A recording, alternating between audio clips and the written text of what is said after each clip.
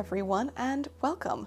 Today I want to first apologize for the fact that the beginning part of this video is going to be a little bit of a rant.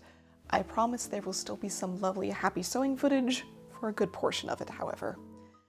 So, here's the thing. I noted on Instagram recently that I had been seeing a number of comments on my content about some of the things that I have fitting, or for that matter, not fitting. And this is not something that is distinctly unique to me. I have seen commentary like this all over the place on different content creators' feeds. Not only comments on their clothing fitting or not fitting, or on the style of the clothing and how they think it should be one way or a different way, or comments on the person's appearance or their voice, or perhaps some medical advice offered to them. And it really started to frustrate me a lot, because this isn't a situation of trolls coming in and being really rude and mean and you should just completely ignore them or delete the comments and not deal with it. These are very often comments from well-meaning people. And that's sort of where the problem lies. It's easy to brush off and just simply dismiss commentary when it's said in a very rude way, but it's much more difficult when the person's actually trying to be nice. And when it comes to things like commentary on the fit of the clothing or the construction or the style, the problem is not everyone is looking for that advice. And if they haven't asked for it, then sometimes it can be incredibly jarring and uncomfortable and a little bit shaming. It doesn't matter that someone comes in with a resume of experience of, I've done this for years and I wanted to tell you that. I've also done this for years. I've done this professionally for 20 years. I've been sewing for more than 30. I still get comments like that.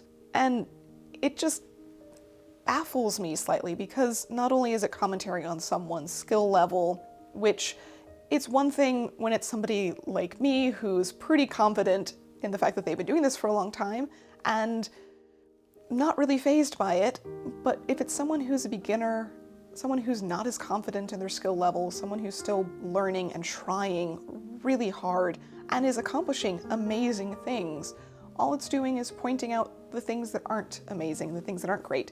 And it honestly really concerned me with the fact that I had responses to my stories that people would honestly probably quit doing costuming altogether if they got comments like that. That would have embarrassed them and shamed them so much that they would feel uncomfortable in the community. On top of that, and in a bigger sense of things, it's also commentary on their body. And this goes not only for costumes, but clothing in general. Saying something doesn't fit is more often commentary on how someone's body has perhaps changed. And that change in their body may not be something that they are happy with or comfortable with, but it's a natural thing and a normal thing. Our body shapes and sizes change drastically, sometimes from week to week, let alone over the years. And when we're dealing with costume collections that are years, if not decades old, I still have things more than 10 years old in my collection. They don't fit me anymore. I started working out a lot about 5 years ago, and I hulked up and busted out of things, quite literally. So there's a lot of things that I've made and put a lot of time and effort into and have a lot of care for that I can't wear anymore. I can't even begin to put them on anymore. And in fact, I do still loan them out to friends occasionally, but I'm really sad about the fact that they don't get used.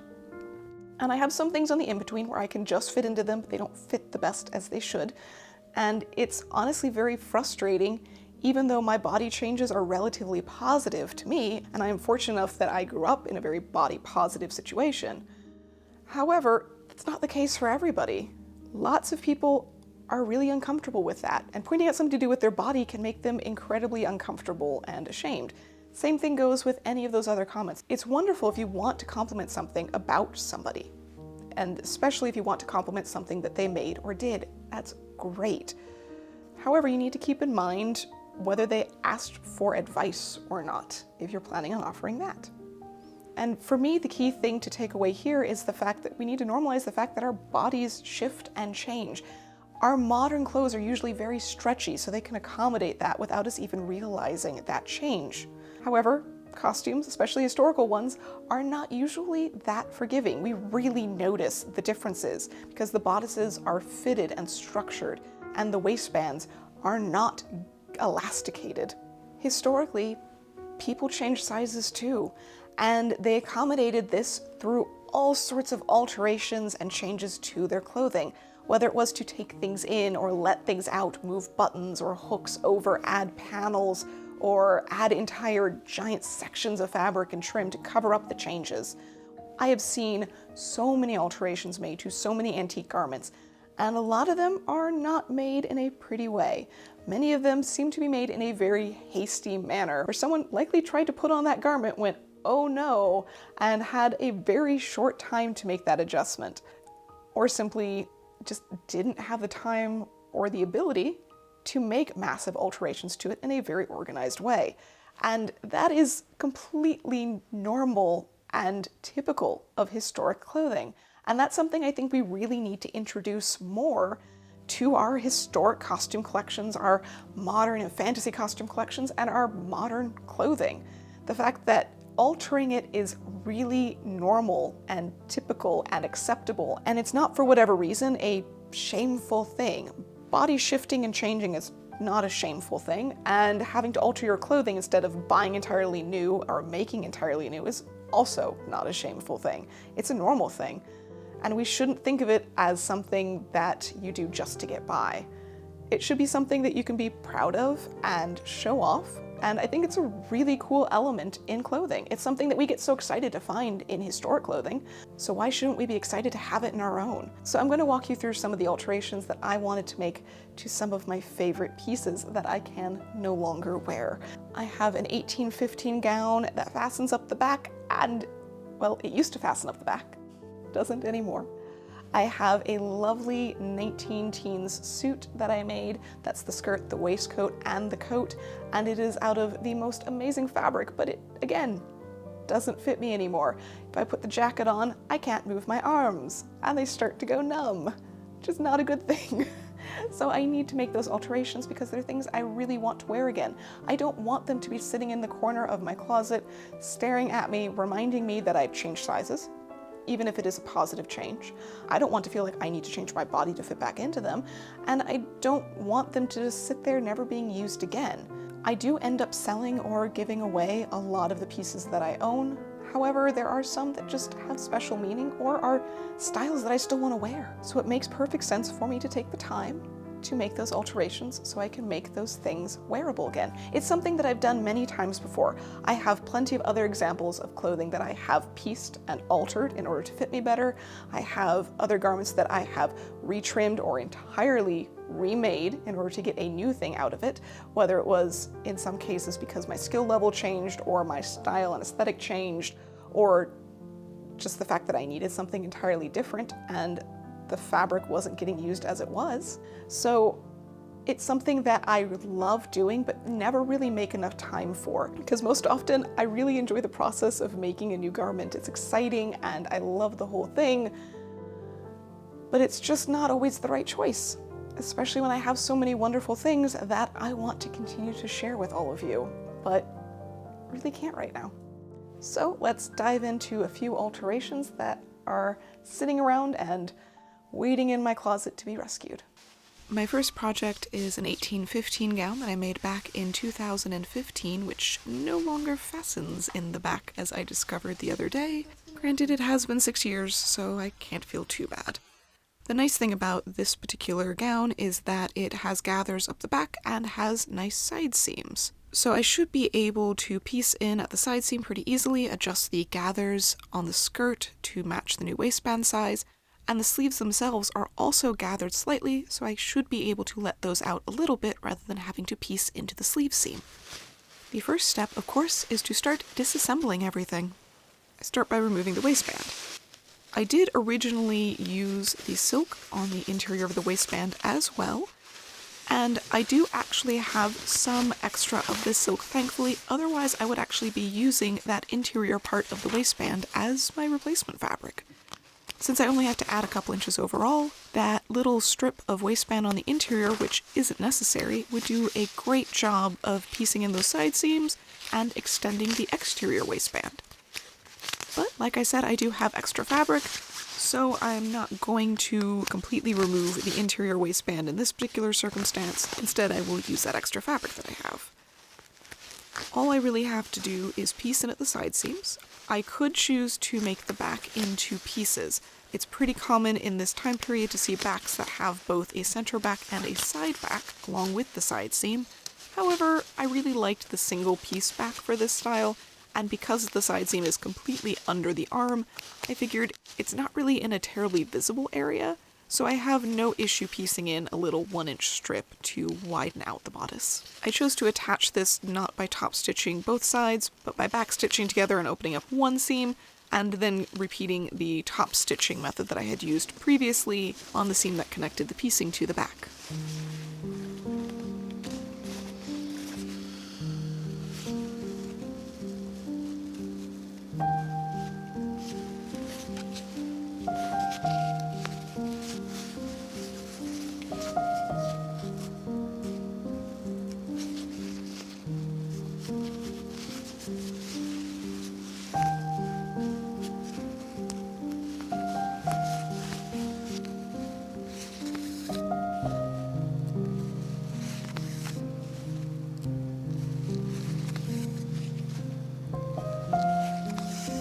The lining was pieced in precisely the same way. I happen to have a little bit left over of the linen that I used, though if it had been a different linen that wouldn't have mattered at all. For the sleeve adjustments, I was able to ease out the gathers in about 1/2 inch at the front of the sleeve, so it's not terribly visible that I adjusted that, which meant that I didn't have to piece in the sleeve and make that adjustment. For the waistband, I could have pieced at the very ends, but I went ahead and seamed on a new strip at the side seams. I could have also replaced the entire waistband, but was sort of going with the middle option for this. The piecing will be hidden underneath the arms, but it also means that I didn't have to completely start over with stitching on that waistband.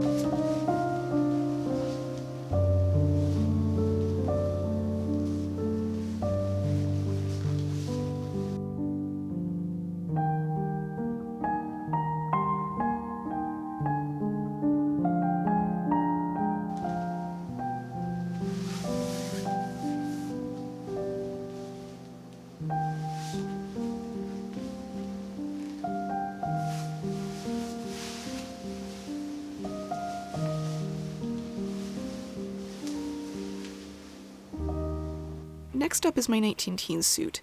The first piece that I'm going to tackle is the skirt. It's a little bit complicated in the fact that it is only 2 pieces, a front and a back, and the side seams are fairly complicated, so I can't adjust those. However, both the front and the back are shaped by way of very large darts, so I can adjust the darts.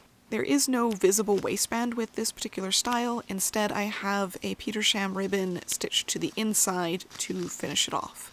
So start off by removing that and adjusting those darts. I decided that I needed a total of about 3 inches, so the 2 very large back darts both got adjusted with a seam allowance over 1/2 inch at the very top, meaning an inch total for each, and then the front 2 darts, which were smaller, I only adjusted by 1/4 inch.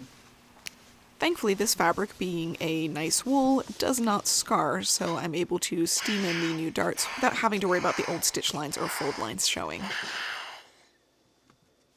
For the skirt, I also went ahead and just pieced together the waistband, seaming it at the side. In part, this was due to the hooks and eyes that I used at the waistband, which were actually embedded into both the fabric and the grosgrain ribbon. Instead of pulling those off and putting them back on again, I just went ahead and left the front half of the grosgrain ribbon attached, and the back half where the eye was, I went ahead and left a little patch there, which will be covered up by the new waistband. It simply serves more as a facing than anything else, and keeps the waist from actually stretching. Once it's top stitched back onto the skirt, it just needs to be folded over and hand tacked down to the darts and the side seams to make sure it doesn't roll up.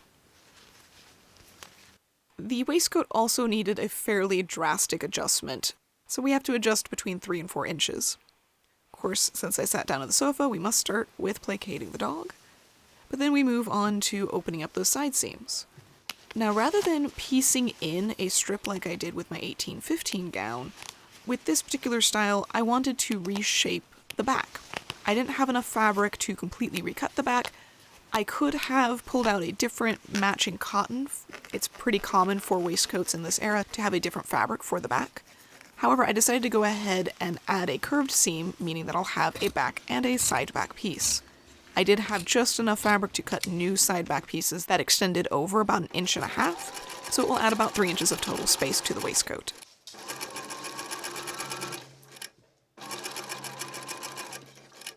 The coat also was a little bit snug. It wasn't nearly as tight in the body as the waistcoat was, since it was made a little bit looser. However, the arms were definitely way too tight. In fact, I popped open the lining while I was showing how tight it was. So I started off by taking out the sleeves because I knew those were going to need to be adjusted. I did initially try just taking out the sleeve lining to see if perhaps taking out the stiff lining and leaving the stretchy wool would be enough. It wasn't quite enough. I also discovered at that point that the body was still a little bit too snug, and that the old structure that I had inside with pad stitching and horsehair and canvas was actually cutting into my armpits. So I realized that I was actually going to have to make some adjustments to the body, either by completely changing the shape of the armhole or adding some in at one of the seams. However, I had a bit of a problem. I had only used 1/4 inch seam allowance on the entire coat, so there was really nowhere to let it out, which meant that if I was going to make the body any bigger, I was going to need to cut new pieces. And while I do have a little bit of this fabric left, it's not a lot. And I want to try and save what I do have left for potential other projects, so I wanted to be rather ingenious about the way that I went about this. I did go ahead and start by clipping back and retaping the edge of that front canvas. I knew even if I did open up the sides a little bit, it was going to be a little bit too stiff in the front of my arm. So I started with that step and then moved on to taking apart the sleeves and taking apart the body.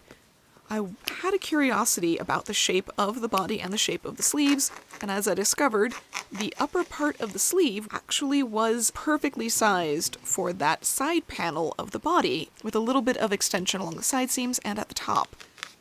This was great not only because it allowed me to not have to cut into too much of my extra wool, but also because I don't actually have any extra of this lining fabric, so I could have pieced in some very tiny parts up at the top of that side piece, but it would have gotten pretty awkward pretty fast.